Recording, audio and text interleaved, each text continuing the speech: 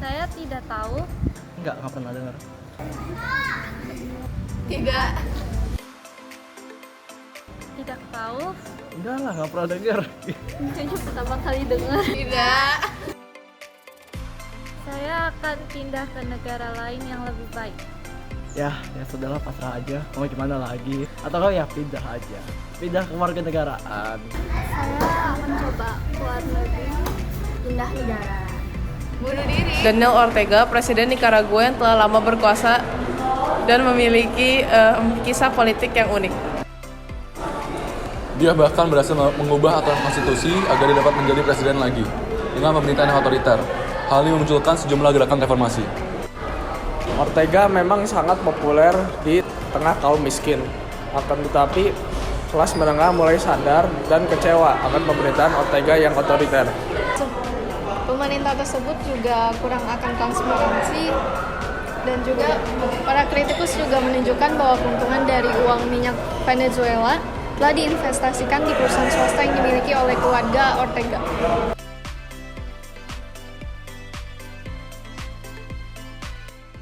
Pemimpin bisa pengaruhi dengan dua cara, dengan logik atau pikiran sehat, ataupun dengan cara yang mempengaruhi perasaan atau emosi.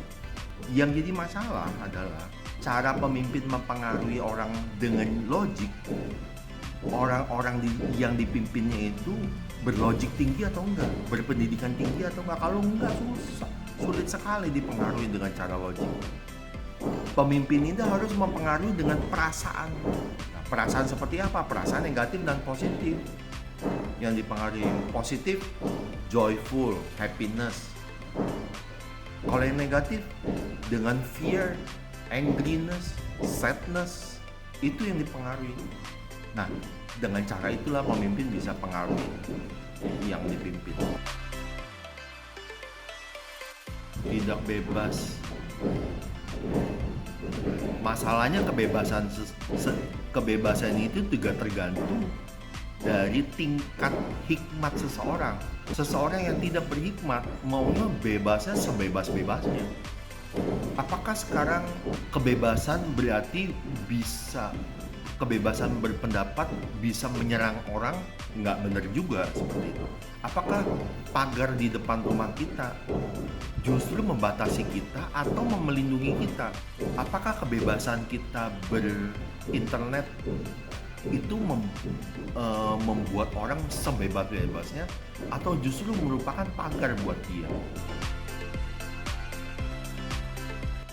Harusnya pemimpin yang berhikmat. Nah, masalahnya begini, hikmat itu bukannya kepandaian. Hikmat itu adalah melihat sesuatu, berpikir sesuatu, merencanakan sesuatu dengan kehendak Tuhan. Melihat sesuatu juga dengan kehendak Tuhan.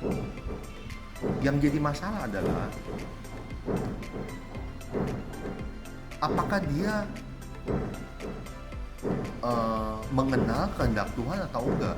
Kalau dia tidak mengenal kehendak Tuhan, mana mungkin dia bisa berhikmat. Itu aja. Menyikapi pemerintahan yang otoriter, kalau menurut saya sebagai rakyat, ya kita berdoa pada Tuhan, karena sampai dia bisa berkuasa itu juga atas izin Tuhan. Yang kita mesti tanyakan adalah kenapa Tuhan bisa izinkan orang seotoriter itu berkuasa atas kita? Kalau sampai Tuhan izinkan, mungkin ada maksud Tuhan dalam perencanaan besarnya itu. Nah, untuk itulah kita berdoa. Sampai dia berkuasa 5 periode, apakah hukum di sana memperbolehkan akan itu? Kalau memang tidak, tapi dia melakukannya, berarti dia udah melakukan pelanggaran yang terang-terangan seperti itu. Dan sikapnya dia yang menganiaya atau memprovokasi lawan-lawan politiknya adalah sikap yang memang betul-betul tentunya tidak berhikmat sama sekali gitu. Nah, dalam hal ini ya kita perlu berdoa buat dia lah.